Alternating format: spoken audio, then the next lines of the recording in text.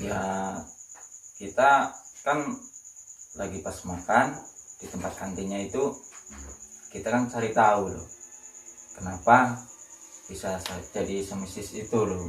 Terus ibu itu bilang emang dulu pernah ada yang mati dibunuh di situ. Jadi ibaratnya ibunya itu sadis lah. Oke, assalamualaikum warahmatullahi wabarakatuh.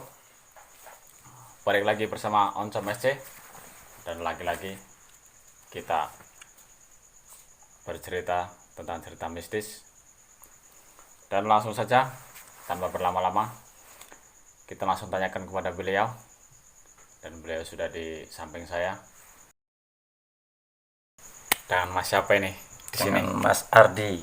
Dengan Mas Ardi ini. Ya, Oke, Mas Ardi, katanya ini Mas Ardi punya pengalaman yang horor tapi agak lucu ini katanya ini. iya benar-benar. Ini coba diceritakan sedikit ini, Mas. Ya, Pengalamannya di mana ini, Mas? Katanya, Mas. waktu itu pengalaman pas diajak merantau ke Palembang, lebih tepatnya di Jakabaring.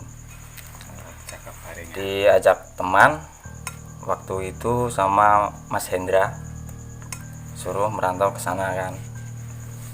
Ya di situ berangkat malam sampai sana pagi, terus istirahat, terus biasalah kalau di perantauan kan istirahat dulu, terus malam itu tongkrong-tongkrongan, terus sampai lihat suasana lah ya.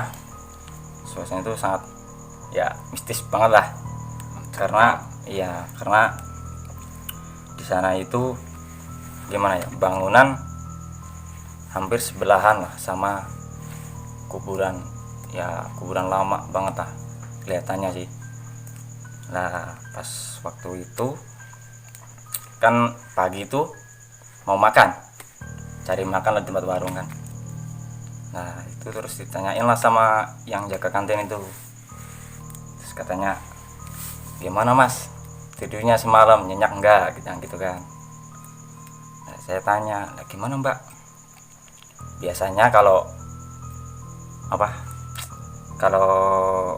orang baru mesti diliatin gitu kan. Kasih tahu.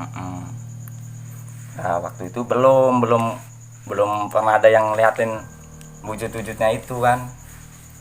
Nah sudah kerja, terus kerja itu jam berapa ya, sekitar jam 8 kan udah selesai lembur. Kita habis makan terus ngumpul-ngumpul. Udah habis ngumpul itu ya namanya nongkrong kan nggak ingat waktu kan. Ngobrol sampai jam 12 itu sambil nahan mau kencing tapi takut. Itu awalnya itu. Ngomong-ngomong, kerja apa waktu di situ, Mas? Kerja di plafon. Oh, pelapor. Iya, Apartemen. Hotel. bukan, perumahan di TNI lah, bikin perumahan TNI itu. Asrama lah ya. Iya, bikin asrama TNI itu. Cuman waktu itu emang gimana ya, suasananya itu udah nggak kondusif lah. Kalau orang baru-baru itu emang katanya orang-orang situ juga emang kayak gitu, banyak yang diliatin kalau orang baru. Nah terus itu tadi yang sambil nahan kencing itu jam 12 kan, saya Hendra terus sama orang temennya, orang tiga lah. Hendra sama temennya tuh kencing, karena saya nahan kencing sih, ikut nahan kencing kan lama mas. Terus nahan kencing lama kan. Terus yang dua itu Hendra itu udah selesai, giliran saya kan belum, karena masih lama sih, karena nahan tadi. Saya terakhir, tapi kan emang pas posisinya, jadi saya kencingnya di depannya itu kuburan lama itu ya kan, ada pohon beringin tuh, ada pohon beringin di situ. Kelihatan itu bayangan putih, itu jelas banget di depan mata itu, ke arah pohon beringin itu. Kan spontan kan, spontan lari nggak, masih itulah, Masih kencing. iyalah ya orang kayak gitu sih. Terus ada ini apa, ada kalau bahasanya tuh di proyek tuh stagger lah ya, Oh, kapholding. ya itu bahasanya itulah. Terus habis itu sama saya tabrak mas, tertabrak gitu sampai itulah berantakan lah. Kapholdingnya itu. Iya. Terus habis itu langsung tidur kan, karena nggak bisa, udah nggak gerak lagi loh, maksudnya tuh udah pucet, ditanyain teman-teman udah nggak mau jawab kan, sampai jam pagi buat itu rondaan sama orang-orang. Si masnya nih. Iya. Nah setelah itu kan kerja di situ kan, kita tinggalnya nggak selalu nempat di situ loh, kita semakin mendekat ke sebelah kuburan, karena kerja di proyek itu kan yang di bangunan sini lagi apa istilahnya masang keramik, kita nggak tinggalin loh, nggak ditinggal di situ. Terus gantian sampai yang terakhir itu pas sebelah kuburan itu, pas sebelah kuburan itulah itu yang paling mistis di situ. Tapi sempat ngeliat Bener-bener ya depan mata mas, apa kira-kira? ya itulah mbak itulah. Makanya tuh ya pengalaman, ya banyak lah pengalaman merantau itu. Kalau di apa, banyak yang istilahnya mistis-mistis itu banyak, tapi buat pengalaman pribadi ya di sana yang paling mencekam Di itulah. mana tadi? Palembang. Palembang dekatnya Jakabaring itulah. Terus itu kan di sebelah semakin kedekat lagi itu kan ada ini apa, sumur kosong. Terus sebelah lagi buat tahanan, kan ada gedung bikin tahanan tuh jajaran lah. Nah itu terus teman saya ngeliat, jadi dia lagi tiduran kan, serombongan itu orang 15 mas, Banyak juga ya. banyak itu, jadi ngumpul di kamar satu itu. Jadi cuman yang satu itu teman saya itu nggak pernah bilang, katanya takut temannya ada yang nggak betah kan karena belum selesai. Jadi dia cuma bilang paginya dia ngeliat lagi di apa ya, kan belum di plafon itu bangunan itu. Nah dia kan tidurnya tuh apa ya, terlentang gitu kan. Terus dia lagi Lihat ke atas, lihat ke atas, yang itu lihat dia juga ke bawah. ke bawah. Jadi dia nggak, kalau dia mah udah biasa lah kalau dia gitu loh, kalau lihat-lihat kayak gitu, jadi udah nggak kaget. Cuman dia nggak mau cerita mas malam itu. Ya biar mungkin yang ada di situ nggak panik gitu Iya, lah ya. soalnya kan ya namanya orang kerja baru mas di situ mas, baru 10 hari lah di situ. Takutnya kan belum selesai, anak buahnya udah takut kan, gimana. Sambil rokok mas ya. Oh, boleh nggak apa-apa. Biar nggak terlalu tegang lah. Oke siap.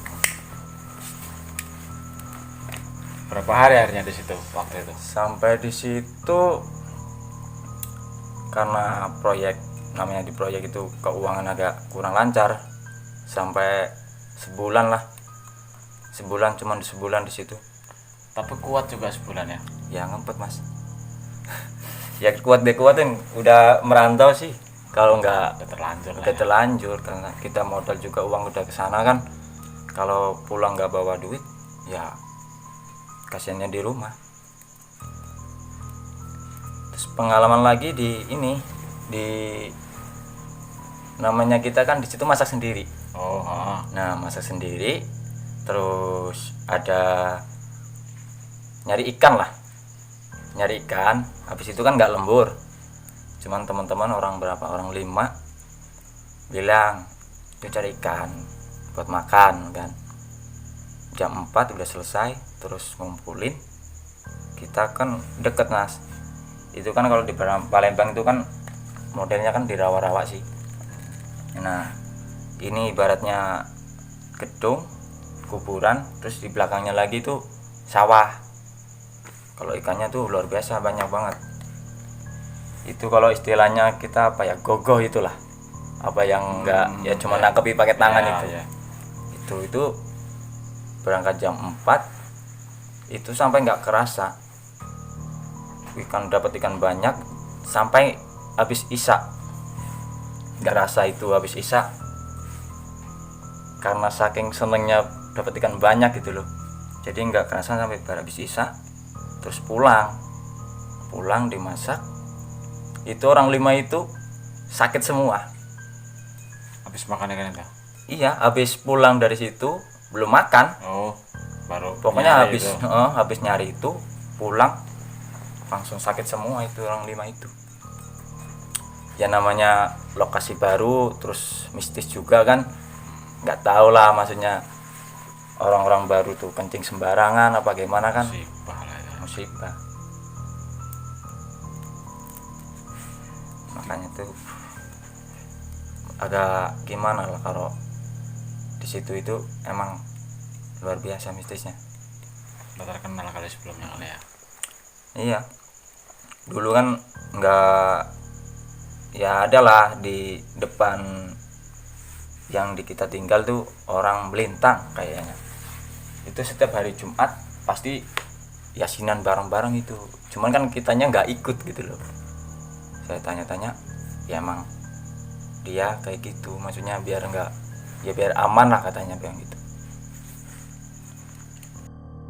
Kira-kira Mas Ardi ini tahu sejarahnya bangunan itu gimana bisa ada penampakan kayak gitu, apa dulu-dulunya itu bagaimana, itu ibaratnya apa Mas Ardi ini tahu, apa mungkin dari orang situ bercerita sebelumnya apa gimana?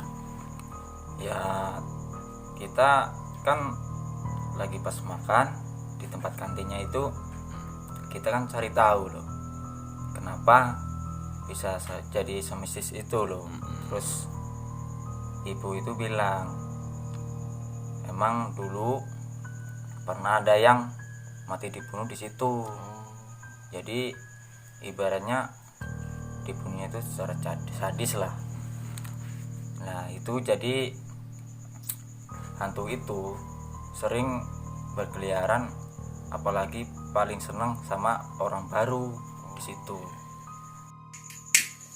Oke, itu dari cerita tadi dari Mas Ardi yang memang katanya seram lah, memang benar-benar yang menyeramkan, agak lucu sih tapi keren lah. Pesan dari Mas Ardi itu tadi ya, kita tetap waspada, kita tetap berdoa dimanapun kita berada, Jangan sembarangan lah. Ya intinya gitu. Oke, jangan lupa di like, subscribe, di komen agar kami bisa menyajikan video-video menarik dan upload video terus. Assalamualaikum warahmatullahi wabarakatuh. Assalamualaikum warahmatullahi wabarakatuh.